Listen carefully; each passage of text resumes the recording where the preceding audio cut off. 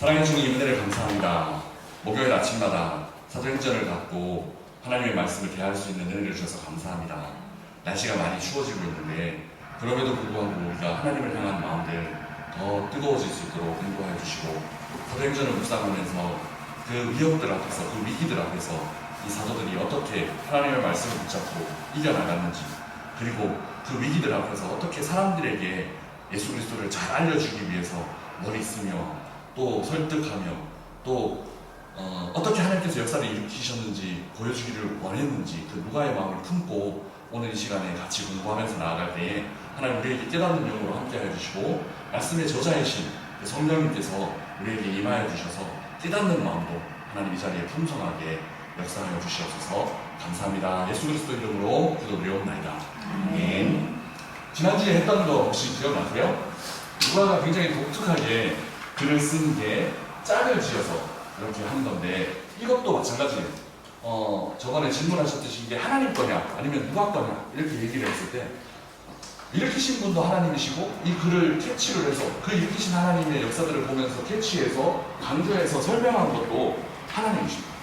그래서 지난주에 했던 것들을 마지막 부분을 잠시만 좀 요약을 해드리면 성경 강림 본문 같은 경우에도 유대인에서 이방인으로 확장되어져 가는 모습을 짝을 지음을 통해서 설명을 하고 있고 또 안수를 통한 성령 강림이 8장이랑 19장 같은 경우에도 베드로 중심에서 바울 중심으로 넘어가는 것을 통해서 복음 사역이 계속되고 있다, 연속되고 있다라는 것을 보여주고 있습니다. 짝은 그런 의미가 있습니다.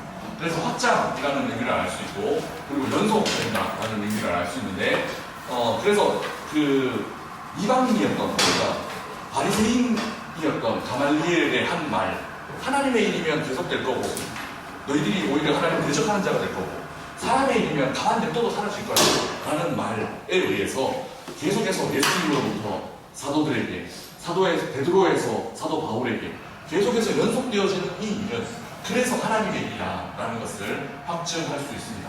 짝은 그런 의미가 있습니다. 그 안에서 남자에게 여자에게가 동시에 등장하면서 지난주에 마지막에 질문을 하셨는데 제가 질문을 잘 이해를 잘 못해갖고 지도자, 여성 지도자 뭐 이런 관점에서 제가 설명을 드렸는데 그게 아니라 사도행전을 읽어보시면 정말 수많은 여자들이 나와요. 그리고 유력한 여성들 뭐 이런 여성들이 나오는데 아마 그 유력한 여성들은 그 로마의 뭐 관원이거나 아니면은 직책 높은 사람들의 귀부인들 이런 사람들이 실제로 복음을 영접하고 계신 겁니다. 그리고 그런 사람들이 복음 그 선교하는 여행에 그 헌금도 하고 그렇게 합니다. 그러니까 그리고 오늘 우리 교회도 여성 남성 비율이 어느 정도 되냐면 보통 교회에 한 4대1 정도 돼요. 그러니까 남자 40대가 많은 교회가 되게 독특한 교회들입니다. 그런데 한 4대1 정도 돼서 칸이 한 4칸 정도 이렇게 줄이 있으면 한 줄은 남성, 나머지 3줄은 여성 주로 이렇게 가는데 이게 요즘은 그냥 어르신들도 부부 손잡고 이렇게 들어가서 그 지도교 장로님 아침에 들어오시면 권사님이랑 이렇게 같이 이렇게 앉으시거든요. 근데 예전에는 사실 그렇지 않았거든요. 부부가 손잡고 들어와서는 여성 쪽으로 가고 남성 쪽으로 가고 이렇게 쭉 홍해 갈라지듯이 쭉 갈라져서 앉고 그랬었거든요. 그런데 그렇게 해서 이렇게 보면 한 3대1 뭐 정도 그렇게 75% 25% 정도 그렇게 남성 여성 비율이 갈라졌는데 이거는 뭐 어쩔 수 없습니다. 그래서 한번 돌아보시면 그 불신 가정이랑 결혼을 했을 때 남자가 예수님을 안 믿을 경우에 그리고 여자가 믿을 경우에 그 여성분이 교회에 나올 확률은 굉장히 높습니다. 근데 남자가 믿고 여자가 안 믿을 경우에 그 남자가 교회에 나올 확률은 좀 떨어져요. 근데 그런 분들이 또 있습니다. 우리 교회에도 있습니다. 남자 혼자 교회 다니시는 분들이 우리 교회에도 있습니다. 공보셨어요? 네, 그래서 그 여성에 관련된 문제는 오히려 복음 그리고 예수님에게 되게 가까이 있었던 사람들이 오히려 여성이었다. 십자가 아래에도 그거 다 마리아잖아요. 마리아. 그래서 예수님이 그 마리아라는 마라라는 이름으로 우리 담임 목사님이 설명을 하시기로 하셨는데 그 예수님 근처에 십자가에 끝까지 남아 있었던 사람도 실제로는 여성들이었어요. 그런데 여기 이제 나오는 이야기가 증인에 대한 이야기입니다. 이 이야기가 복음서에는 여성이 뒷무덤을 제일 먼저 발견합니다. 누구요? 막달라 제일 먼저 발견합니다. 그런데 고린도전서 15장에 가면 그 부활이 누구에게 나타나느냐를 이야기할 때 여성들 이름은 쏙 빠져있어요. 다 남자들만 나옵니다. 왜 그런지 아세요? 바로 이 증인 때문에 그랬어요. 여성들의 증언은 증인으로서 법적인 효력이 없었어요. 그러니까 법적인 효력이 있는 남성들만 바울은 그 고린도전서 15장에 기록을 하고 있어요. 이런 우리 수업은 안 되지만 다양한 얘기들을 하면서 그래서 성경에 여성들의 이름이 기록되어 있고 여성들에 대해서 언급하고 있다는 것은 굉장히 획기적인 사건. 자, 증인과 관련되어 있는 이야기를 했고 그래서 마지막에 제가 만약에 이 강의가 설교라면 아마 이렇게 마무리를 하지 않았을까 싶습니다. 누가는 사도행전 누가복음을 쓰고 그 읽는 독자들에게 이렇게 메시지를 하고 있지 않을까. 나와 같이 그 두 증인 짝이 되어서 예수님의 복음을 전하는 증인 되어주지 않을래 라고 누가복음과 사도행전을 기록하지 않았을까 그렇게 생각해 봅니다. 사도행전 과제가 6장, 7장 그리고 13장이었는데 한번 그 안에 있는 내용들은 어떤 것인지 한번 살펴보겠습니다. 일단 오늘의 주제는 단절된 연속성입니다. 이때까지 계속 제가 연속된다 이 얘기를 했습니다. 짝을 지어서 연속되고 또 뭐 이런 가말리엘의 말을 통해서 연속되고 뭐 이런 이야기들을 계속 했습니다. 그런데 이제는 그 연속되지만 또 불연속되는 부분이 있습니다. 왜냐하면 연속되기만 하면 지금 우리는 유대교 안에 있어야 되죠. 그런데 우리는 유대교가 아니고 기독교라는 그 새로운 라인에 속해 있습니다. 그런데 이게 새로운 라인이 아닌 이유는 오늘 10월 31일 어떤 날인지 아십니까? 10월의 마지막 날. 10월의 마지막 날은 그 종교개혁이 일어났던 그 마틴 루터가 비텐베르크 성당에 95개조의 반박문을 박은 바로 그날입니다. 약 502년 전. 바로 그날입니다. 그래서 사람들이 묻습니다. 그때 구교와 신교 사이에 우리가 구교 전통으로 내려오다가 신교로 이렇게 갈라져 나가는 것이 아니냐라고 사람들이 생각을 합니다. 그렇지 않습니다. 구교가 이렇게 내려오다가 제가 이걸 소련부에서 한번 설교를 한 적이 있는데 나무를 잘라서 집을 지을 때 사람들은 두 가지 방법을 쓸 수 있습니다. 나무를 똑같은 길이로 자를 때 첫 번째 나무 토막의 길이를 잽니다. 예를 들어서 2m를 잽니다. 그리고 나무를 자릅니다. 그리고 2m짜리 나무를 갖고 그 옆에 있는 나무에 댑니다. 그리고 나무를 자릅니다. 그리고 그 잘라놓은 나무를 다시 갖고 옆에다 댑니다. 그리고 2m를 자릅니다. 그렇게 해서 쭉쭉 나가면 나중에 여러분들이 놀라운 사실을 발견하게 될 텐데 만약에 그렇게 자르기 시작했을 때 이 나무를 두고 새로 자른 나무를 갖다 대서 자르고 또 이 나무를 두고 새로 자른 나무를 갖다 대서 자르고 이렇게 했을 때 나중에 한 100개, 1000개 이렇게 가면 마지막 자른 나무랑 처음 자른 나무랑 길이가 다르다는 걸 알 수 있어요. 근데 1번 나무랑 2번 나무 사이에서 길이가 변했구나라는 걸 느낄 수 있을까요? 아무도 느낄 수 없어요. 그런데 첫 번째 나무랑 첫 번째 나무랑 그 길이를 비교하면 그 길이가 달라졌구나 하는 것을 확연하게 이거는 집을 지을 수 없겠구나 다시 잘라야 되겠구나 하고 확연하게 느끼더라고요. 왜 그러냐면 기준이 달라졌거든요. 기준이 1번 나무로 자르고 난 다음에 1번을 빼고 2번 나무로 3번을 잘랐어요. 3번 나무로 4번을 잘랐어요. 계속해서 기준이 바뀝니다.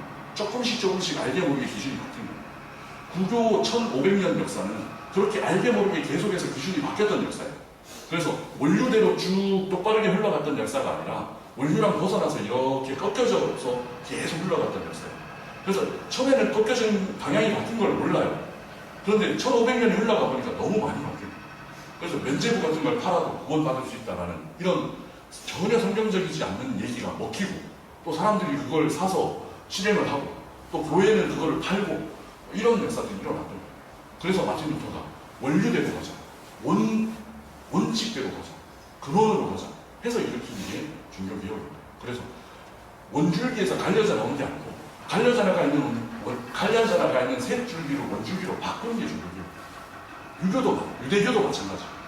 유대교도 새로운 종교로 기독교가 탄생했다라고 보는 게 아니고 원래 성경에서 가르친 거, 원래 하나님께서 가르친 거가 무엇인지 예수님께서 알려주셨고 그 예수님을 쫓아가는 게 새롭게 탄생한 기독교입니다. 그러니까 원래 거예요. 원래 거. 더 오리지널. 네. 그래서 그 단절된 연속성은 그래서 유대교와는 달라질 수밖에 없었고 그리스도인이라는 새로운 어떻게 말하면 종파가 생겨난 거고 그것이 일곱 집사를 통해서 처음에 생겨나고 그 일곱 집사에 의해서 할례에 대한 거, 성전에 대한 거, 율법에 대한 거가 새롭게 조명이 됩니다. 그게 오늘 우리가 읽은 6장, 7장에 나오는 말씀. 그리고 하나님과 유대인들의 대조. 그래서 13장에 보면 결국은 복음에 대해서 그 메시아, 그리스도에 대해서 너희가 기다려왔던 그 메시아, 구약 성경에 예언되어 있던 그 메시아, 그분이 예수님이야 라는 것을 13장의 역사를 통해서 증명해 보이고 있습니다. 바울이. 그래서 새로운 종파인 그리스도인이 탄생하게 된 것에 대해서 보겠습니다. 이게 또 서론으로 들어가는 것 같아서 죄송한데 그 이름을 아시죠? 네, 모나리자라는 분이신데 이 그림 기법에 대해서 혹시 아시나요? 유니스님이 막 그래서 그림 기법 이런 거 얘기하면 안 되는데 이 그림 기법은 사람들이 그렇게 그렇게 설명을 하는데 스푸마토, 그러니까 이태리어로 하면 연기, 뭐 이런 안개 이런 기법이래요. 그래서 원래는 초등학교 때 우리가 그림을 그리면 어떻게 그립니까? 연필로 윤곽선을 그리고 몸도 그리고 머리카락도 그리고 그 다음에 그 위에다가 색을 채워넣죠. 그런 기법으로 그림을 그린다면 여기는 윤곽선이 없는 그냥 음영만 가지고 그냥 색깔만 가지고 윤곽선을 표현하는. 그래서 실제로 자세히 보면 여기랑 여기 사이가 그렇게 확연하게 경계선을 이루고 있지 않습니까? 경계선이 없는 그림. 이런 슈퍼마토 기법의 최고 완성자가 바로 베르베르라는 사람의 저 그림인데 그 제목은 진주 귀걸이를 한 소녀인데 그 작가도 윤곽선이 있는 상태가 아니고 그냥 뒷 배경은 흑색 그리고 사람은 밝은색 이렇게 해서 윤곽선은 없지만 경계를 만들어낸 그림입니다. 오늘 사도행전을 보면서도 딱 뾰족히 윤곽선을 누가가 명확하게 쫙 우리가 휴전선 긋고 38선 긋듯이 쫙 긋는 것이 아니고 되게 그 사이에 되게 이 슈퍼마토 기법 스푸마토 기법처럼 독일식으로 생각하는데 스푸마토 기법처럼 이렇게 그 윤곽선은 없지만 뚜렷하게 갈라지는 이런 그 문학적인 표현법들을 쓰고 있는 그 지점이 6장, 7장. 그러니까 이제부터 유대교 끝, 기독교 시작 이게 아니라 유대교로부터 시작한 그 기독교가 서서히 기독교로 올라가면서 확실한 뚜렷한 기독교적인 정체성을 찾아가기 시작하는 지점이 6장, 7장이고 그래서 11장 제일 마지막에 가면 그리스도인이라는 호칭을 안디옥 교회, 시리아 안디옥 교회에서 얻고 13장에서는 확실하게 유대인, 너희들이 뭘 잘못한지 알아? 하면서 딱 역사를 통해서 바울이 때리는 그런 장면입니다. 너무 많은 걸 제가 얘기하고 있는데 천천히 보시면 됩니다. 자, 예루살렘 교회에 드디어 문제가 발생했습니다. 원래 예루살렘 교회는 문제가 많았던 교회일까요? 적었던 교회일까요? 원래 문제가 많았던 교회입니다. 왜냐하면 외부적으로 예루살렘 교회를 잡아먹으려고 엄청 많은 사람들이 핍박을 하고 박해를 하고 했기 때문입니다. 그런데 제가 생각할 때 예루살렘 교회에 가장 큰 문제가 발생했습니다. 무슨 문제냐면 내부적인 문제. 그러니까 외부에서 들어오는 핍박은 똘똘 뭉쳐서 어떤 큰 어려움이라도 이겨낼 수 있습니다. 그런데 내부적으로 생기는 문제, 교회 안에서 생겨나는 문제는 그거는 정말 힘든 문제가 됩니다. 그런데 오늘 이 예루살렘 교회에 내부적인 문제가 생겼습니다. 같이 한번 읽어보겠습니다. 시작. 그때 제자가 더 많아졌는데 헬라파 유대인들이 자기들의 바보들이 매일의 문제에 빠짐으로 히브리파 사람을 원망하니. 아멘. 자, 오늘 요 구절에서 이미 예루살렘 교회 안에 두 파가 있었다라는 것을 확인할 수 있습니다. 하나는 어떤 파요? 헬라파 유대인들 그리고 히브리파 유대인들. 누가 힘이 더 세겠습니까? 헬라파가 더 세겠습니까? 히브리파가 더 세겠습니까? 네. 사실은 원래대로 치면 히브리파가 더 셉니다. 그런데 점점점 헬라파가 세력을 얻어가요. 신진 그런 그룹이라고 볼 수 있습니다. 문제의 발생의 원인은 첫 번째는 언어 때문이었을 거다 생각합니다. 두 사람들이 쓰는, 두 파에서 쓰는 언어가 달랐고, 그 다음에 두 번째는 이제 언어가 달랐기 때문에 문제 해결책으로 대표들이 생깁니다.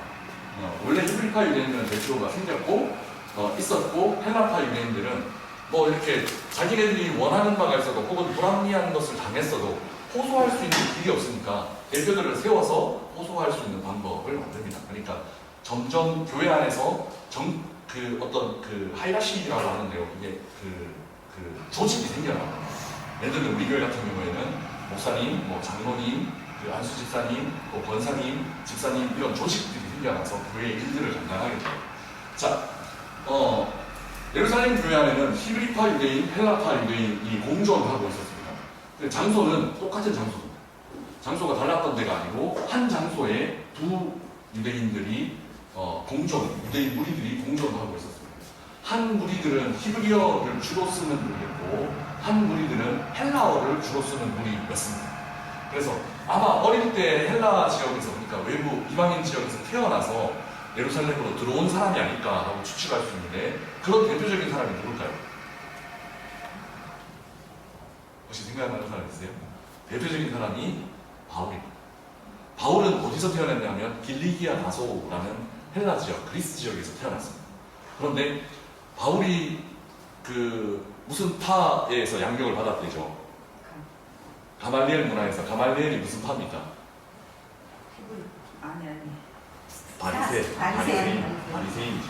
바리새인들은 당시에 외부에 흩어져 있는 바리새인들은 없었다. 그런 흔적을 찾아보기가 힘듭니다. 그래서 내가 바리새인으로 교육을 받았다라고 하는 것은 예루살렘 안으로 들어와야만 했습니다.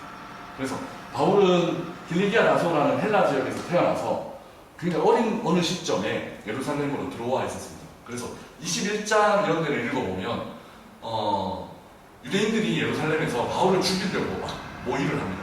그리고 내가 바울 죽이기 전까지는 내가 밥도 안 먹을 거야, 물도 안 마실 거야, 막 이러면서 아주 살기등등해서 바울을 죽이려고 합니다.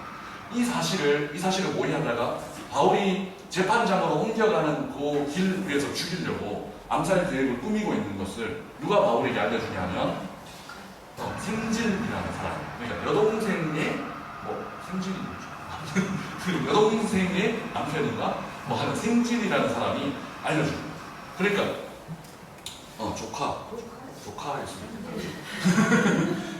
그래서 아주 어린 시절에 그 예루살렘에는 바울이 살았던 가족들이 이미 이주해 와서 살았을 거다라고 추측해 볼 수 있는 증거가 됩니다.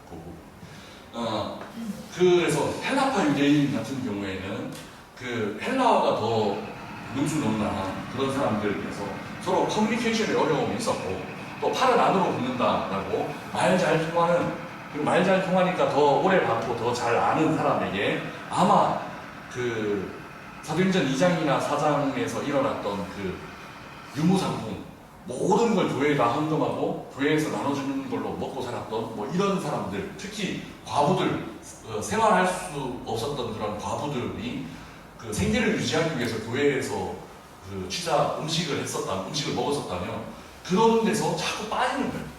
자꾸 빠지고 빵 한 조각이 있으면 히브리 과부한테 갖다가 오고 이러니까 이렇게 자기한테는 더러워 배가 고픈 상태로 남아요. 이런 일들이 아마 일어나면 유치한 게 먹는 것 때문에 싸우시죠. 애들이랑 도 섭섭한 게, 제가 먹으려고 하는 거를 제가 분명히 이거는 내일 먹어야지라고 어디다 뒀는데 이게 사라졌을 때 이게 어른인데 애한테 막 섭섭해하고 이런 게 있는데, 그런 섭섭함이 교회에서 생겨난 거예요. 예루살렘 한 교회 안에 이런 일이 생겨났는데, 그래서 제자들이 머리를 짜는 게 히브리파는 12제자라는 지도자들을 갖고 있었습니다. 이제 너희들의 지도자를 세워라. 그래서 7집사들을 세웠어요. 그 7집사가 바로 여러분들이 잘 아시는 이런 사람들입니다. 같이 한번 읽어보겠습니다. 시작. 온 무리가 이 말을 기뻐하여 믿음과 성령이 충만한 사람 스데반과 빌립과 브로보와 니가노르와 디모스와 바네나와 유대교에 있게 했던 안디옥 사람 니골라를 택하여. 아멘. 여기 7사람의 이름이 나열되어 있습니다. 마치 사도행전 1장에 12제자의 이름이 나열되어 있듯이. 그래서 제가 첫 번째 시간에 사람들의 이름 대해서 이렇게 설명할 때 잠깐 설명을 드렸습니다. 자, 여기에서 아는 이름이 몇 분 있습니까? 스테반, 빌립. 이 사람들은 직접 활동했던 게 나와 있습니다. 그죠? 빌립 같은 경우에는 8장에, 스테반이 죽고 난 다음에 8장에 어디에서 사역을 합니까?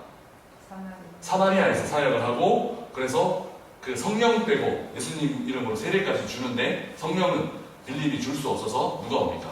예루살렘에서 베드로와 요한이 와서 안수를 하죠. 그리고 또 그 다음에 이어지는 이야기가 에티오피아 내시 이야기.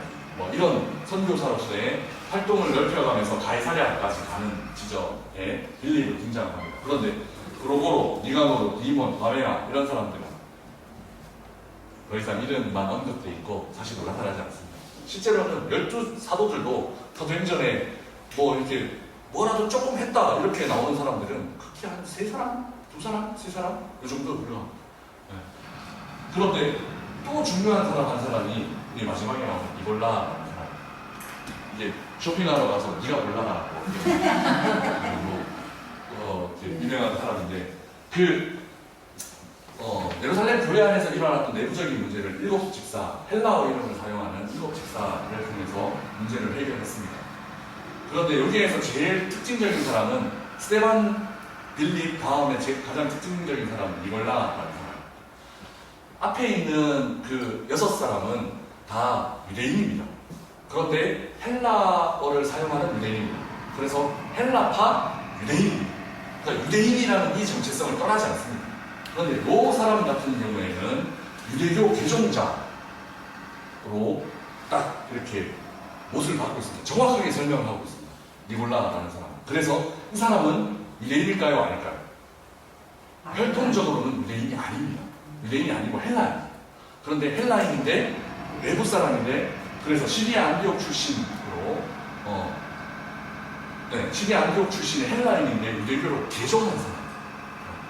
자, 그래서 아까 스투마토 기법처럼 첫 번째는 유대인들, 히브리파 유대인들, 그리고 옆으로 살짝 넘어갑니다. 헬라어를 사용하는 유대인이라는 공통점 속에서 약간 달라집니다. 그리고 나서 7 집사 가운데 한 명이 슬쩍 끼어있는데 니골라라는 유대교로 개종한, 활동적으로 유대인은 아니지만 유대교로 개종한 헬라인이 슬쩍 한 명 끼어져 있습니다.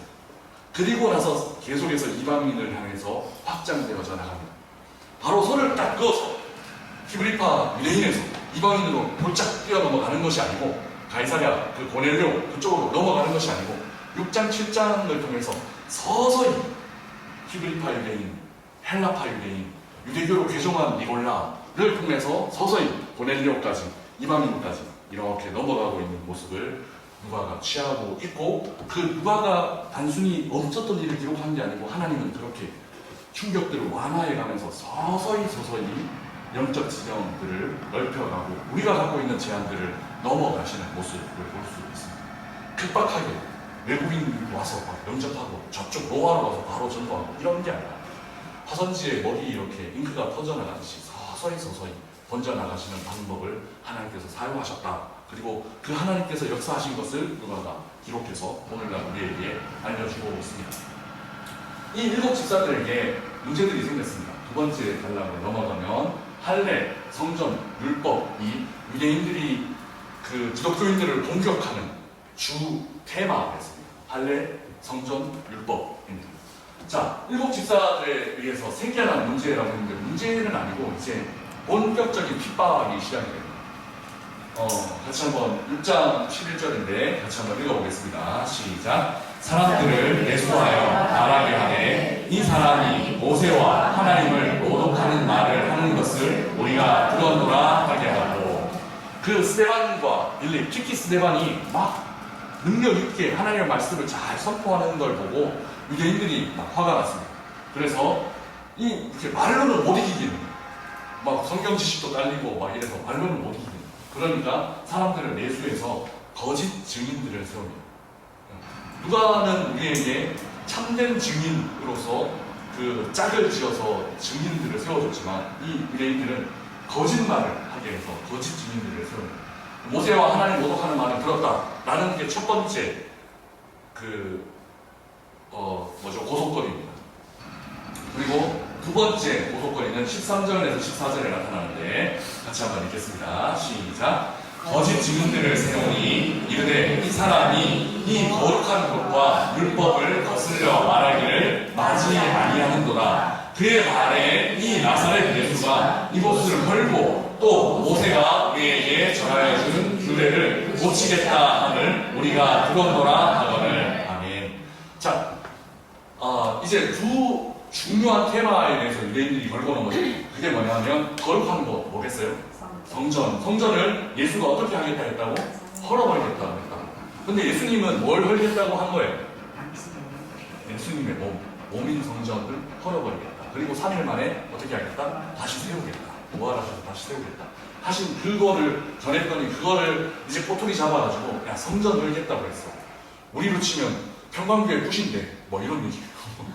외국 사람이 와서 평강교회 부신대 이거 부시고 여기다가 절을 짓겠대 뭐 이런 얘기를 하는 그런 헛소문을 막 터뜨리는 거예요. 그리고 두 번째 그 사람들이 얘기하는 테마는 율법을 모세가 우리에게 전하여 준 규례를 고치겠다. 그러니까 예를 들면 예수님이 안식일날 일하면 안 된다 뭐 이런 걸 어떻게 하셨어요? 일을 하셨죠. 그래서 예수님이 다시 물으시는 거죠.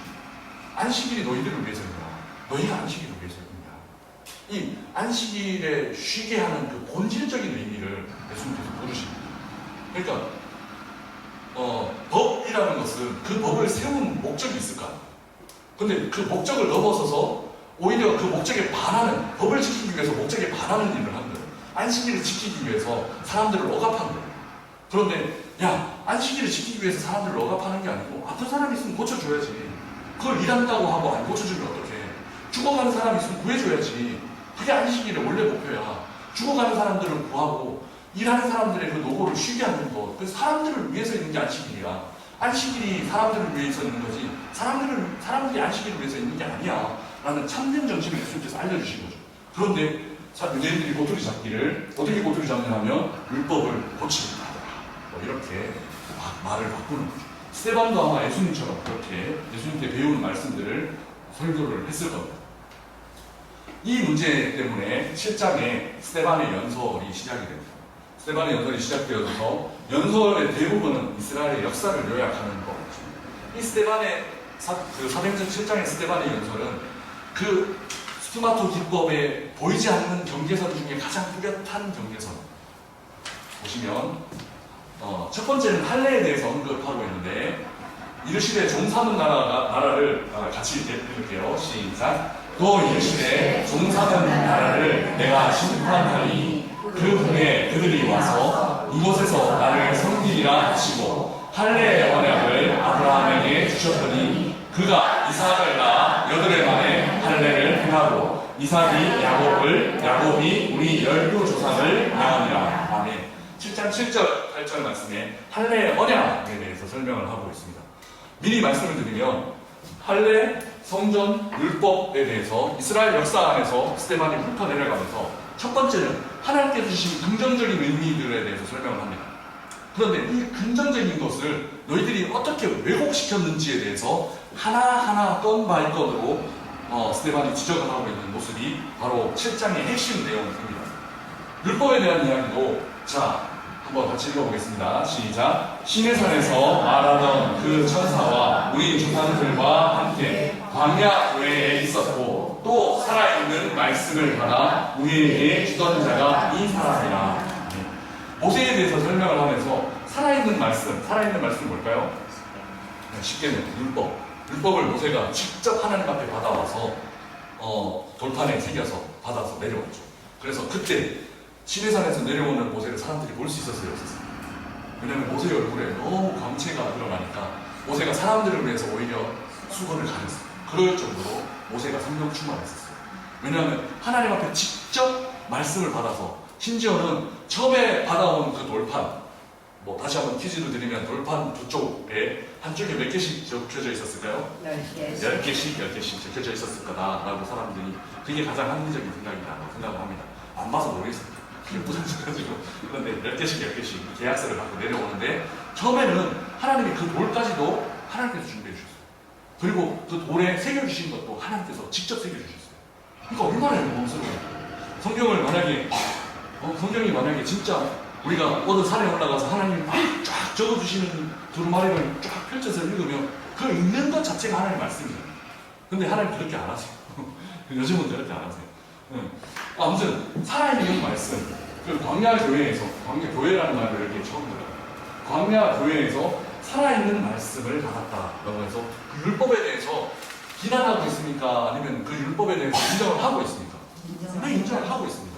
자, 그리고 성전에 대해서도, 자, 성전을 어떻게 짓게 된 줄 알아? 지금 너희가 갖고 있는 성전은, 너희가 세운 성전은 스데반 때 세워져 있는 성전은 몇 번째 성전일까요? 세 번째 성전. 첫 번째 성전은 누가? 솔로몬이 지은 성전. 솔로몬이 지은 성전은 586년, 587년쯤에 그 바벨론에 의해서 멸망할 때 무너졌습니다. 무너지고 그때 제일 중요한 이슈가 뭐냐면 그 안에 있던 법계, 아까 우리가 얘기했던 그 10계명에 있던 그 법계가 어떻게 됐느냐라는 게 오리무중입니다. 그래서 인디아나 존스 영화에서 그 법계를 찾았습니다. 뭐 이런 시리즈가 나올 정도로. 근데 아마 전설에 의하면 예레미야가 그 법계를 어디 숨겼을 것이다. 이렇게. 그래서 더 이상 사람들이 찾지 못하도록 숨겼을 것이다 하는 게 정설입니다.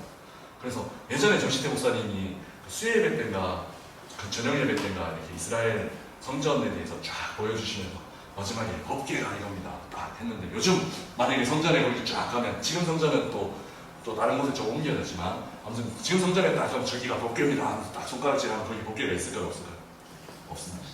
없어서 제가 그 부분에서 누가복음을 이렇게 읽다 보니까 아기 예수가 태어났을 때 누가만 유일하게 아기 예수가 성전에 들어갔었어요. 그리고 누가는 이걸 굉장히 중요하게 묘사를 해요. 그래서 두 증인 시몬이랑 안나를 내세워서 예수가 그 성전에 들어갔던 일을 정확하게 기록을 하고 있어요. 그래서 왜 그럴까 하면 그 성전은 제대로 된 성전이 아니었던 거예요. 왜? 법궤가 없어요. 성전에 꼭 있어야 되는 법궤가 없는 성전이었어요. 하나님의 임재의 상징인 법궤가 없는 성전에 아기 예수, 하나님이신 아기 예수가 들어가시고 이제 성전이 진짜 성전이 됩니다. 집 주인이 들어간 거예요. 성전의 주인이신 하나님이 들어가신 거예요. 그런 장면이 누가가 봤을 때는 정말 중요한 장면이었어요. 그래서 마태도 기록하지 않고 마가도 기록하지 않는데 누가는 그 장면을 기록하고 있어요. 그래서 누가는 이 장면을 통해서 뭘 설명하고 싶은 거냐 하면, 자, 아까 우리가 성령 이야기로, 사도행전 성령 이야기로 풀 수 있는데 우리 안에 성령 하나님이 떠나가셨죠. 그래서 하나님을 잃어버린 너희들 안에, 그 안에 성전과 같이 너희들을 만들어주고 내가 왔어 라는 걸 그 아기 예수의 성전 들어가시는 장면에서 설명하고 싶어 하시지 않을까. 예수님이 하시고자 하시는 이후의 모든 사역이 성전에 들어가심으로 그 제대로 된 성전이 아닌 그 성전을 제대로 된 성전으로 만들어주신 그 장면을 통해서 우리 안에 성령님을 돌려주심으로 너희들을 성전 삼겠다라고 회복시켜주겠다라는 그런 예수님의 사역의 전체를 설명하는 메시지가 아닐까라는 생각을 또 해봅니다. 자, 할례, 성전, 율법은 구약의 굉장히 유명한 사람들과 다 연결이 되어져 있습니다. 아시겠습니까? 발견하셨습니까? 할례는 누구랑 연결이 됩니까? 아브라함이랑 연결이 됩니다. 그리고 율법은 누구랑 연결이 됩니까? 모세와 연결이 됩니다. 그리고 성전은 누구랑 연결이 됩니까? 다윗과 연결이 됩니다. 그래서 그 유대인들이 가장 중요하게 생각했던 인물 하면 아브라함, 믿음의 조상, 그리고 모세 5경을 쓴 사람, 그리고 예수님도 모세처럼 그렇게 예언이 될 정도로 예수님의 모형으로, 왜냐하면 홍해를 가르고 이스라엘을 구원하셨잖아요. 그래서 예수님도 모세의 모형으로 표현될 정도로 그 율법, 모세, 그리고 성전은 가장 위대한 왕 중에 하나였던 다윗은 직책이 뭡니까? 왕. 그리고 모세는 제사장. 그리고 아브라함은 창세기에 보면 어떻게 되어 있냐면 선지자. 이렇게 되어 있습니다. 그래서 아까 처음에 제가 강의 시작하기 전에 설명을 드린 그 3대 메시아로서의 직업이 여기 안에 포함되어 있습니다. 왕, 선지자, 제사장, 직책이 다 포함되어져 있습니다. 아브라함, 모세, 다윗. 요 사도행전 7장의 스데반 연설에서 가장 중요한 단어는 물론 이 뭐 할례, 성전, 율법 다 중요합니다. 다 중요한데 가장 중요한 단어는 제가 예전에 이거를 아마 금요 철학 때 1학기 때 금요 철학 때 한번 설교를 했을 텐데 무슨 조상이라고 나와 있는 부분이 있습니다. 처음에 사도행전을 시작할 때 사도행전 7장 2절에 어떻게 시작을 하고 있느냐 하면 한번 찾아볼까요? 사도행전 7장 2절에 아브라함을 가리켜 어떻게 표현하고 있냐면 7장 2절 한번 읽어보겠습니다. 시작. 스데반이 이르되 여러분 부형들이여 들으소서. 우리 조상 아브라함이 하란에 있기 전 메소포타미아에 있을 때에 영광의 하나님이 그에게 보여. 누구 조상? 우리 조상이라고 되어 있습니다. 45절을 가보겠습니다. 7장 45절에 보면 같이 다시 한번 읽어보겠습니다. 시작. 우리 조상들이 그것을 받아 하나님이 그들 앞에서 쫓아내신 이방인의 땅을 점령할 때 요수아와 함께 가지고 들어가서 다윗 때까지 이르니라. 무슨 조상입니까? 우리 조상. 자, 그런데 갑자기 52절 한번 읽어보겠습니다. 시작. 너희 조상들이 선지자들 중에 누구를 박해하지 아니하였느냐? 의인이 오시리라고 예고한 자들을 그들이 죽였고 이제 너희는 그 의인을 잡아준 자요 살인한 자가 되나니. 아멘. 여기서는 무슨 조상으로 바뀝니까? 너희 조상으로 바뀝니다. 요게 가장 이 사도행전 7장 스데반 연설에서 가장 중요한 핵심입니다. 자, 처음에 히브리파 유대인들로부터 시작해서 헬라파 유대인들로 슬쩍 옮겨갔습니다. 그리고 니골라라는 이방인까지 슬쩍 들어와 있습니다. 하지만 이 연설을 통해서 스데반의 이 연설을 통해서 가장 핵심적인 것은 뭐냐면 처음에 우리 조상 해서 연속 되다가 그 구약의 아브라함 이야기, 모세 이야기, 다윗 이야기, 우리 조상이야 같은 거야, 같은 맥락이야 하면서 계속 되다가 마지막에 목이 걷고 선지자들의 이야기는 하나도 듣지 않는 너희들, 그리고 선지자 하나님이 보내신 사람들 족족 다 죽여버리고 핍박하고 박해한 너희들, 그 모습은 우리 조상이 아니고 너희 조상이라고 하면서 구분 지켜내고 있는 유대인들이 하나님 앞에 저질렀던 유대인들이 하나님의 말씀에 불순종했던 목이 고든 이런 것들을 너희 조상이라고 구분해서 연속성이 아니고 불연속성으로 나누어내고 있는 모습이 바로 이 사도행전 7장의 핵심적인 내용입니다. 혹시 궁금하시면 제가 아마 그게 3월달 금요철에 설교할 텐데 아직 홈페이지에 남아있을 거예요.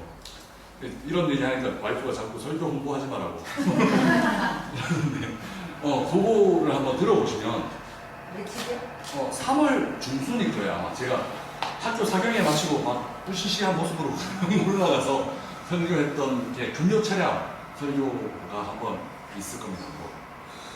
기봉석 이렇게 치면 동생이 될지는 모르겠지만 제가 가물에 콩 나듯이 한 번씩 하는데 그게 아마 올해 3월에 설교 중에 제가 요 사도행전 7장 갖고 설교를 한 게 있습니다.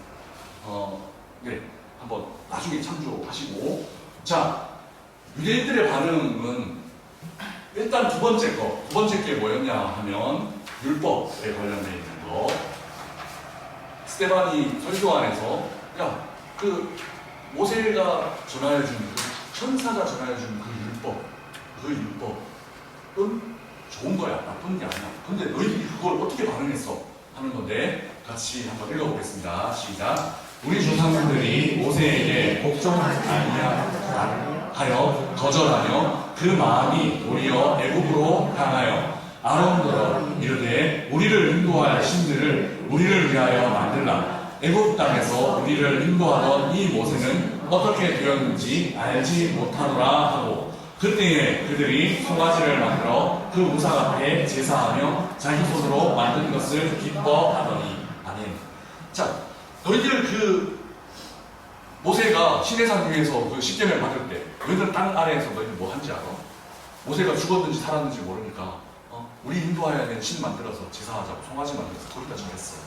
거기다가 막 춤추고 막 온갖 악한 짓을 하나님 앞에 다 저질렀어. 너희들이 그랬던 사람이야. 모세의 율법, 그 십계명 너희들이 뭐 잘 지킨다고? 야, 너희 조상들부터 너희 때까지 이랬던 사람들이야. 알기나 해? 라고 스데반이 얘기하고 있는 부분입니다. 그리고 성전에 대한 평가 같은 경우에도 성전에 대해서 너희들이 이렇게 했다. 성전에 대해서 정확하게 성전은 이런 거야. 라고 스데반이 짚어주고 있는 모습입니다. 같이 한번 읽어보겠습니다. 그러나 지극히 높으신 이는 손으로 지은 곳에 계시지 아니시나니 선지자가 말한바 주께서 이르시되 하늘은 나의 보좌요 땅은 나의 발등산이니 너희가 나를 위하여 무슨 집을 짓겠으며 나의 안식할 처소가 어디냐 이 모든 것이 다 내 손으로 지은 것이냐 아니냐 함과 같으니라. 이게 좀 보이는데요. 자, 성전에 대해서도 야, 사람이 지은 그 성전에 너희들은 하나님 가둬놓고 성전 안에서만 하나님 앞에 예배드리고 신실한 척하고 거기에서 믿음 있는 척하고 그렇게 했지. 성전 밖으로 나오면 마치 하나님이 없는 것처럼 너희들 너희 마음대로 가난한 사람들 못 살게 굴고 그렇게 죄를 지으면서 그렇게 살았지. 이 얘기를 스데반이 지금 하고 있는 거야. 야, 하나님 거기에만 계셔? 아니야. 하나님은 하나님이 지으신 온 우주 만물 가운데 충만하게 계셔. 거기가 다 하나님 집이야. 너희가 성전 안에만 하나님 밀어놓고 하나님 국한시켜놓고 성전 하면서 우리는 그래도 성전이 있는 민족이야. 성전 하면서 너희들이 실제로 하나님이 온 땅 가운데 충만한 그곳에서는 죄 지으면서 나쁜 생각하면서 하나님이 싫어하는 짓 하면서 그렇게 사는 것에 대해서 지적하고 있는 부분. 그러니까 너희가 추종하고 있는 그 성전 그것도 실제로는 너희들이 추종할 만한 그런 거 아니야 라고 정확하게 짚어주고 있는 거예요. 그래서 우상숭배와 성전에 대한 공통적인 모습은 41절에 자기 손으로 만든 것을 기뻐. 그리고 50절에도 성전에 대해서 이야기하면서 이 모든 것이 다 내 손으로 지은 것이 아니야 라고 이야기하면 손으로 지은 것이라는 문학적인 표현으로 설명하고 있습니다. 이 50절은 물론 좀 다른 표현이긴 합니다. 그러니까 사람들이 자기 손으로 만든 것을 기뻐했고 하나님 손으로 만든 것에는 등을 돌리고 있는 그런 모습에 대해서 지적하고 할례까지만 하고 넘어갈게요. 그래서 할례라는 구체적인 구절을 우리는 할례가 민족이야 라고 하면서 어깨에 힘주고 있는 그 유대인들에게 할례를 구체적으로 언급하면서 이제 정확하게 우리 조상 너희 조상을 구분해내고 있는 모습입니다. 같이 한번 읽어보겠습니다. 시작. 목이 멀고 마음과 귀에 할례를 받지 못한 사람들아 너희도 너희 조상과 같이 항상 성령을 거스르는구나. 아멘. 자, 그래서 여기서부터 이제 아까 우리는 52절을 읽었지만 51절에서부터 너희 조상이라는 말로 선을 걷고 있습니다.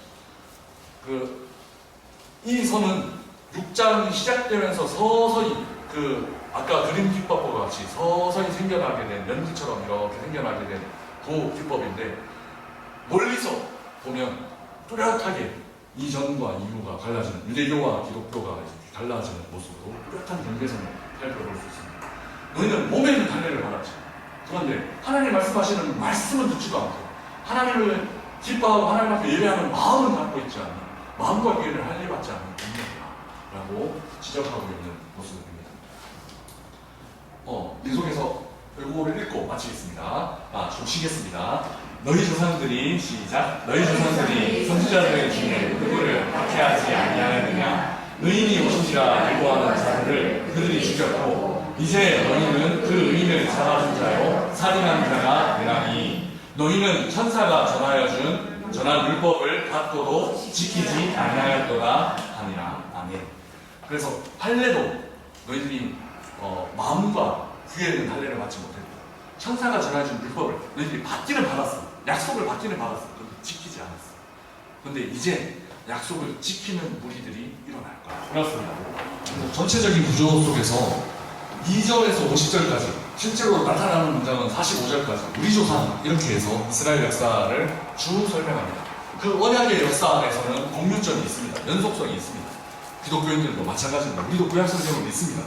그리고 우리도 아브라함의 후예들이라고 우리는 믿음의 후손임을 인정을 합니다. 그래서 2절부터 50절까지 45절까지에 있는 일에서는 우리 조상 이렇게 표현을 하지만 스데반은 갑자기 분위기를 바꿔서 51절, 53절에서는 너희 조상 이렇게 하면서 구분을 짓고 있습니다. 경계선을 걷고 있습니다. 그래서 너희 조상은 어떤 부분이냐 하면 그 믿음의 역사들의 전통들을 아름답게 이어가지 못하고 불순종하는 것, 먹이 고든 것, 선지자들을 핍박하는 것, 선지자들을 박해하고 죽인 것. 그래서 그 선지자들을 박해하고 죽이는 역사에 뭐까지 포함됩니까? 예수님을 죽인 것까지 포함됩니다. 이게 13장에는 좀 더 구체적으로 나타납니다. 그래서 우리 조상, 너희 조상 이렇게 구분되고 있다는 사실을 살펴볼 수 있습니다. 그리고 이제 13장으로 넘어가서 바울이 이스라엘의 역사를 요약하고 있는 모습은 조금 다릅니다. 조금 다른데 정말 바울스럽다라는 것을 알 수 있습니다. 아까도 얘기했듯이 그 등장인물이 진짜 설교를 했으리라고 확신할 만한 바울의 신학이 그대로 밀축되어 있습니다. 7장과 마찬가지로 7장에서도 7장에 스데반 설교가 있기 전에 6장에 사람들이 세워지죠. 사람들이 세워져서 그 교회의 조직이 구성이 되는데 13장에서도 마찬가지로 안디옥에 사람들이 세워집니다. 조직이 구성이 됩니다. 같이 한번 읽어보겠습니다. 시작. 안디옥 교회에 선지자들과 교사들이 있으니 곧 바나바와 니게르라 하는 시므온과 구레네 사람 루디오와 분봉한 헤롯의 젖동생 마나엘과 및 사울이라. 이 사울이 누구겠습니까? 나중에 보면 13장에서 사울이라 하던 바울 이렇게 해서 설명이 나옵니다. 13장을 한번 보면 그렇게 13장에서는 사울이라는 이름에서 바울이라는 이름으로 바뀌어집니다. 근데 그 바뀌어지는 게 무슨 회심 사건과 관련이 있지 않나? 박해자 사울 그리고 개종자 바울 이렇게 설명하시는 분이 있는데 그건 엄격히 말해서는 다릅니다. 히브리식 이름이 사울이고 헬라식 이름이 바울입니다. 그렇게 다른 거고. 그런데 우리가 뭐 좀 이렇게 전체 이야기 안에서 살펴볼 수 있는 것은 사울 시대 때는 박해를 했던 게 맞습니다. 사울이라고 불렸을 때는 대부분 박해하고 개종하고 뭐 이랬고, 그런데 이제 바울이 되면서 바울이라는 이름으로 언급되면서는 사도로 이렇게 활동을 하는 모습인데, 그럼에도 불구하고 이걸 엄격하게 나눠서 박해자 시대 때는 사울이라고 불려졌고 그 다음에 개종하고 나서는 바울이라고 불려졌다. 이런 거는 그렇게 좋은 부분은 아닙니다. 그냥 히브리식 이름으로 불려졌고 조 목사님이 히브리 대학에서 그러니까 이스라엘에서 불려졌던 이름이 에녹이에요. 그죠? 성욱하면 아무도 모르고 에녹하면 이렇게 다 아는데 거기 가면 이름이 에녹입니다. 근데 여기 보시면 에녹하면 또 아무도 몰라요. 그러니까 그 차이인 거죠. 사도 바울도 한 캐릭터 안에 요 이름을 부르는 사람들, 히브리어를 쓰는 사람들에게는 사울이라고 불렸을 거고 헬라어를 쓰는 사람들에게는 바울이라고 불렸을 거다. 이렇게 추측하는 게 더 정확합니다. 자, 이 설교 안에서는 제가 이걸 다 설명을 해야 될까 말아야 될까 고민을 하다가 제일 중요한 핵심 테마만 다루기로 했습니다. 아까 7장에서 제일 중요한 것은 성전과 율법입니다. 그리고 하나 더 키우면 할례입니다. 그리고 이 성전과 율법과 할례가 우리 조상, 너희 조상으로 갈려져서 나온다는 게 7장의 핵심입니다. 근데 13장의 핵심은 유대인 주어로 나오는 부분과 하나님 주어로 나오는 부분만 잘 구분하시면 13장은 확실하게 이해가 되실 겁니다. 뭐냐면 유대인 주어가 한 일이 27절, 28절에 이어져서 나오는데 같이 한번 읽어보죠. 시작. 예루살렘에 사는 자들과 그들 관리들이 예수와 및 안식일마다 외우는 바 선지자들의 말을 알지 못함으로 예수를 정죄하여 선지자들의 말을 응안해하였도다. 죽을 죄를 하나도 찾지 못하였으나 빌라도에게 죽여달라 하였으니 성경에 그를 가리켜 기록한 말씀을 다 응하게 한 것이라. 후에 나무에서 내려다가 무덤에 부었으나. 아멘. 이 구절이 시작하는 모습에 보면 예루살렘에 사는 자들과 그들 관리들이라는 주어로 시작을 하고 있습니다. 사람 주어, 예루살렘에 사는 유대인들이라고 볼 수 있겠죠. 한마디로 유대인들은 어떤 일을 했냐 하면 그 말을 알지 못하고 예수를 정죄하여 선지자들의 말에 응하도록 예수를 죽였다. 이 뒤 구절에 보면 죽일 죄를 하나도 찾지 못하였으나 심판을 받았지만 예수님의 심판도 마찬가지고 바울의 심판도 마찬가지예요. 살펴보시면 제가 예전에 한번 이제 소대들부에서 설교를 한 적이 있는 것 같은데 로마 하면 딱 두 가지가 떠올라야 됩니다. 우리가 세계사 시간에 배운 것 중에 하나는 법, 로마 법. 지금도 로마 동화정, 로마 법. 이 법 배우는 사람들한테는 뭐부터 시작하느냐면 로마 법부터 시작합니다. 그래서 독일법이 우리나라 법은 독일법이 거의 번역해서 들어온 케이스인데 어쨌든 로마는 재판도 있었고 법도 있었고 오늘날과 비교해도 거의 손색이 없을 정도로 그런 완벽하다라고 얘기하기는 그렇지만 법이 있었어요. 법이 있는 나라에서 재판을 받았어요. 그런데 그 재판을 받은 예수님이 그 재판의 결과는 뭐였냐면 무죄였습니다. 내가 죄를 찾지 못하겠다 이거였습니다. 그런데 그 판결의 결과로 뭘 받으셨냐면 사형을 받으셨습니다. 무죄로 판결난 사람이 그것도 뭐 미개한 어떤 부족들한테 가서 무슨 뭐 판결을 받은 게 아니고 법이 있고 거의 현대적인 법을 갖췄던 로마라는 나라에서 재판을 받아서 그 재판이 무죄로 났는데 결국 뭘로 형 집행이 되냐 하면 사형. 그것도 가장 악독한 죄를 저지른 사람이 죽는 방식의 사형이 원도되어서 그렇게 집행이 되는 거예요. 그러니까 이게 역사의 아이러니인 거죠. 죽일 죄를 하나 찾지 못하였으나 그런데 죽여달라고 막 쪼르는 바람에 분란이 일어날까봐 예수님이 십자가에 달려 죽으시는 이런 모습이 나타납니다. 그러니까 사람들은 유대인들이 한 일은 선지자들을 죽였고 말씀을 잊어버렸고 선지자들을 죽였고 그 선지자들을 죽이는 일의 연속선 안에서 예수님도 죽였던 일을 했습니다. 그런데 이 사람들이 하는 일과 정반대에서 정반대의 일을 하고 계신 분이 있습니다. 이거는 23절, 30절, 33절, 37절 그리고 마지막에 살펴볼 37절부터에 나오는 이야기 안에서 하나님이 주어로 등장하는 사도 바울의 이야기가 있습니다. 설교가 있습니다. 자, 같이 한번 읽어보겠습니다. 시작. 하나님이 약속하신 대로 이 사람의 후손에서 이스라엘을 위하여 구주를 세우셨으니 곧 예수. 23절에 하나님이 라고 하면서 구주를 세우셨다. 그렇게 약속을 지키시기 위해서 구주를 세우셨다. 하나님은 구원의 역사를 시작해 가십니다. 그리고 30절 말씀 같이 읽어보겠습니다. 시작. 하나님이 죽은 자 가운데서 그를 살리시니. 사람들이 하나님의 말씀을 이해하지 못하고 그 구약에 기록된 선지자의 말들을 이해하지 못하고 사람들은 유대인들은 예수를 죽였습니다. 죽일 죄를 찾지 못했는데 억지로 그 때를 써서 죽였습니다. 그 사람들이 죽인 예수를 하나님은 어떻게 하셨냐면 죽은 자 가운데서 살리셨습니다. 하나님의 일은 이 일이었습니다. 그리고 33절도 같이 읽어보겠습니다. 33절, 34절 같이 읽어보겠습니다. 시작. 곧 하나님이 예수를 일으키사 우리 자녀들에게 이 약속을 이루게 하셨다 하니라. 또 하나님께서 죽은 자 가운데서 그를 일으키사. 하나님의 일은 예수를 일으키신 것, 예수를 살리신 것, 죽은 자 가운데서 그를 일으키신 것. 이 일을 하나님께서는 계속 하셨습니다. 사람의 일이랑 전혀 반대되는 거죠. 그래서 사람의 일이랑 하나님의 일은 대비되어서 사람의 일이라기보다는 유대인들이 했던 일이랑 하나님이 했던 일은 대비되어서 나타나고 있는 구절이 바로 13장에 있는 역사를 설명하는 구절입니다.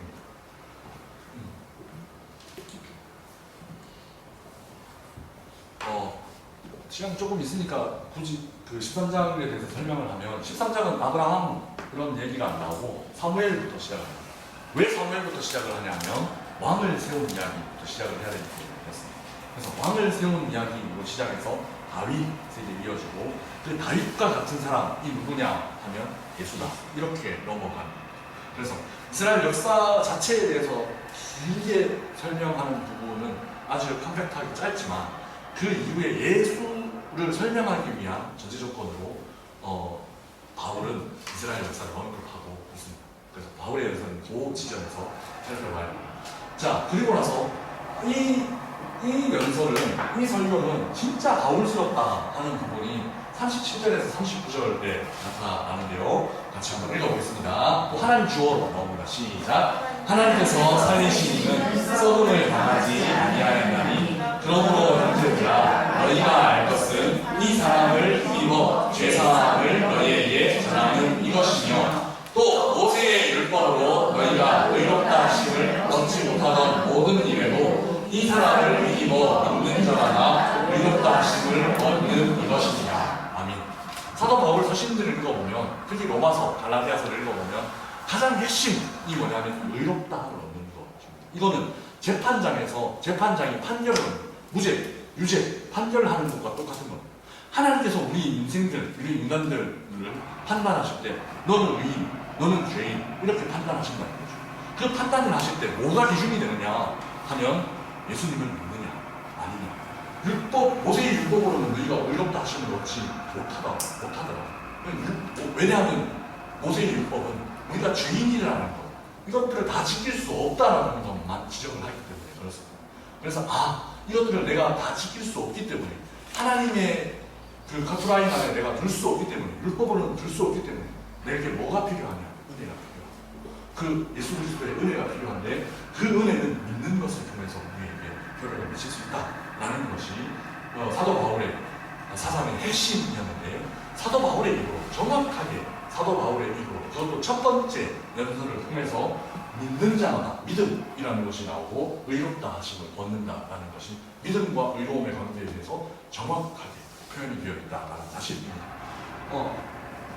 이게 만약에 그 스테반의 연설에서 나온다 하면 좀 이렇게 달랐을 거예요. 그런데 바울의 연설에서 정확하게 바울의 사상이 표현되고 있다는 것이 누가가 얼마나 그 역사성을 소중하게 다루고 역사성을 정확하게 취재하면서 이 사도행전을 기록했느냐 하는 것을 알 수 있습니다. 여기에서는 아까는 유대인이 했던 일과 하나님께서 하신 일이 대비되어서 나타났습니다. 유대인들은 죽이고 불순종하고 뭐 이런 일들을 했고 하나님께서 그 뒷수습을 하시는 거예요. 유대인들이 죽였던 사람을 살리시고 일으키시고 회복시키시고 이런 일들을 하셨죠. 자, 그런데 여기서는 율법과 믿음, 율법과 복음이 대조되어서 나타나고 있습니다. 모세의 율법으로는 의롭다 하심을 얻을 수 없어. 그런데 이 사람 누구겠어요? 예수님을 믿는 자마다 의롭다 하심을 얻게 돼 라는 것을 역사를 통해서 그리고 바울의 일을 통해서 설명하고 있습니다. 그 역사를 통해서 서로 대비되는 부분이 바로 이 지점입니다. 7장에서는 우리 조상, 너희 조상이 대비되면서 명확하게 그 선이 나누어지고 있습니다. 이 선은 사실 누가의 기법에서는 아주 조심스럽게 히브리파 유대인들에서 헬라파 유대인으로 넘어가 헬라파 유대인에서 개종자였던 이방인으로 헬라인으로 넘어가면서 아주 조심스럽게 넘어가고 있지만 7장을 읽는 우리는 누구나 여기서부터 선이 갈려지는구나 하는 것을 명확하게 파악할 수 있습니다. 마치 모나리자 그림에서처럼 명확하게 발견할 수 있습니다. 그리고 두 번째 13장에서는 하나님의 행동과 유대인들의 행동이 대비되면서 유대인들은 그래서 버림을 받을 수밖에 없었고 유대인들은 그래서 하나님께서 징계할 수밖에 없었고 이게 이제 나중에 가면 저는 공부하는 곳이 독일이니까요. 이래서 유대인들은 징계할 수밖에 없었고 이런 부분에서 독일 사람들 되게 예민합니다. 일본 사람이랑 다르게 제가 논문에다가 이렇게 썼더니 너 이거 나치를 옹호하는 게 돼. 이렇게 하면서 이거 빼야 돼. 이렇게 그 교수님 설명해 주시더라고요. 왜냐면 우리 입장에서는 아무것도 아닌데 유대인들 하나님께서 징계를 하신 거잖아요. 그런데 나치가 요 구절에서 그거를 인용해서 자기네들이 유대인 학살하는 것을 정당화시켰어요. 그래서 너 이거 쓰면 나치 쟤들을 좋아할 거야.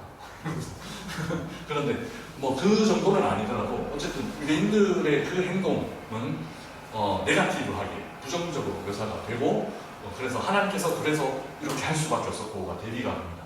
그래서 그 부정적인 것 때문에 하나님께서는 새로운이라기보다는 원류로 회복시키시는 새로운 종파, 새로운 라인을 만드시는데 그 새로운 라인이 이제 마지막 우리의 결론인 그리스도인들입니다. 그리스도인이라고 불리는 것은 시리아 안디옥이라는 지금 전쟁이 일어나는 곳 있잖아요. 터키랑 시리아 국경 지역, 거기 시리아 북부 지역에 지금 전쟁이 일어나는데 그 바로 서쪽 해안가 쪽으로 가면 안디옥이 있습니다. 나중에 지도가 저 앞에 있는데 발음이 잘이죠. 그래서 나중에 지도 설명을 해드리겠습니다. 아무튼 시리아 안디옥은 예루살렘 중심이던 교회 중심이던 데서 옮겨왔던 첫 번째 거점지입니다. 그래서 시리아 안디옥에서 다음 시간에 제가 사도행전뿐만 아니고 갈라디아서를 이제 읽어보라고 제가 숙제로 낼 텐데요. 거기에 시리아 안디옥이 굉장히 중요한 역할을 했고 하고 있음을 알 수 있는데 오늘 본문에도 살짝 들어갑니다. 11장 한번 읽어보겠습니다. 시작. 그때 스데반의 일로 일어난 반란으로 말미암아 흩어진 사람이 베니게와 구브로와 안디오까지 이르러 유대인에게만 말씀을 전하는데, 이때는 흩어져도 누구에게만 전하냐면 유대인에게만 전했대요. 그냥 회당에서만 전했대죠. 요 사건은 사실은 그 10장의 고넬료 사건이 일어나고 난 다음에 11장에 베드로가 다시 예루살렘으로 돌아가서 그 고넬료 사건을 설명하고 난 이후에 나오는 말씀인데, 안디옥까지 이르러 유대인들에게 말씀을 전했다라고 설명을 하고 있습니다. 이 안디옥이 처음 이제 나타나고 있고, 그 다음에 25절, 26절 같이 읽어보겠습니다. 시작. 바나바가 사울을 찾으러 나소에 가서 만남에 안디옥에 데리고 와서 둘이 교회에 1년간 모여있어 큰 무리를 가르쳤고, 제자들이 안디옥에서 비로소 그리스도인이라 일컬음을 받게 되었더라. 아멘. 안디옥에서 처음 어떤 칭호가 붙습니까? 그리스도인, 그리스도를 따르는 사람들, 그리스도인이라는 칭호가 안디옥에서 처음 붙습니다. 그러니까 뭔가 달랐다는 거죠. 그 당시에는 유대인에게만 전하면서 유대인들이랑 거의 비슷하게 예배도 회당에서 드렸고 모임도 회당에서 했고 유대인들 성경을 읽었고 거의 비슷하게 살아갔는데, 이제 뭔가 얘들은 유대인이라고 유대인들이기는 하지만 또 유대인들이 많기는 하지만 뭔가 좀 다르네? 라고 구분되기 시작했고, 그 구분이 가장 뚜렷하게 나오는 지점이 이제 그리스도인이라는 호칭이 붙으면서 이제 완전히 새로운 하나의 모임으로 구분이 되어졌습니다. 이게 6장에서부터 시작해서 조금씩 번져나가서 새로운 정체성으로, 훈련속성, 새로운 정체성으로 이들만의 특징을 나타내게 되는 겁니다. 사실 이 그리스도인이라는 말은 좋은 말이었을까요? 싫은 말이었을까요? 그렇게 좋은 말을 안 했습니다. 오늘날 우리로 치면 예수쟁이들, 뭐 이런 약간 비꼬는 말들. 그런데 사실은 외부에서 예수쟁이들 이렇게 말하는 것은 비꼬는 말이기는 하지만 우리의 정체성을 나타내는 말이기도 합니다. 그래서 우리가 뭐 실제로 사회 안에서 사고치고 막 나쁜 일을 하고 예수쟁이들 이런 말을 들으면 안 되겠지만, 신실하게 살아가면서 예수쟁이들 진짜 다르네, 이런 말을 들으면 그 비꼬는 말이 칭찬이 될 수 있도록 만드는 것은 우리의 삶 안에서 책임이 되어요.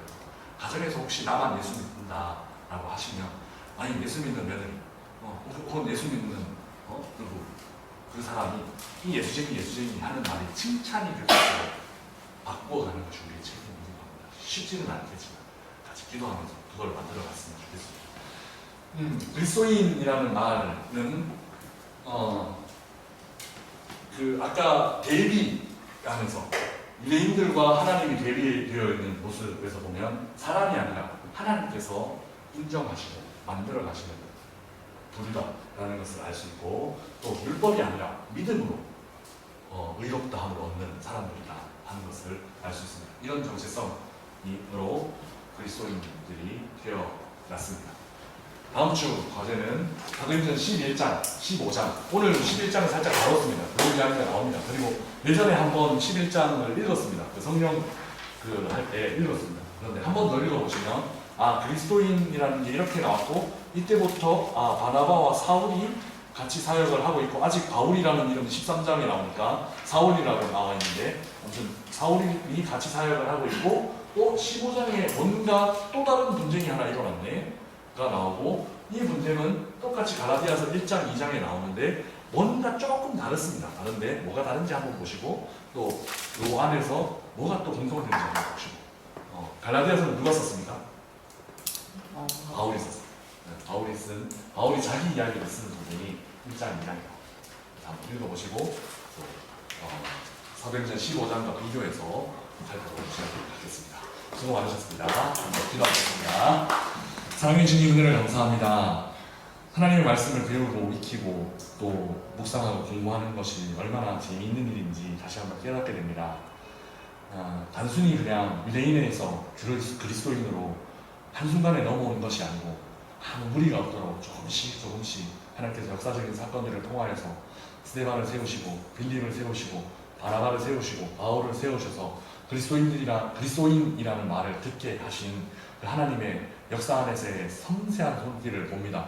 우리의 인생도 변화되지 않는 것 같은데, 어제와 똑같은 오늘인 것 같은데 조금씩 예수를 닮아가고 있는 그 모습에 또 안정감을 느끼고 복되다 하는 마음을 갖게 됩니다. 하나님, 우리의 인생도 그 죄 많았던 인생에서 예수님 믿으면서 조금씩 이렇게 화선지의 잉크가 번져나가듯이 더 예수님 닮아가는 우리의 인생이 될 수 있도록 인도하여 주시고, 그리스도인이다 칭함을 받는 것 두렵고 떨리는 일이지만 그럼에도 불구하고 하나님, 예수님 말씀대로 살겠습니다, 예수님처럼 살겠습니다, 예수님 따라가겠습니다 하는 고백하는 제자의 삶을 살 수 있도록 우리 가운데 축복으로 임하여 주시옵소서. 감사합니다. 예수 그리스도 이름으로 기도드렸나이다. 아멘.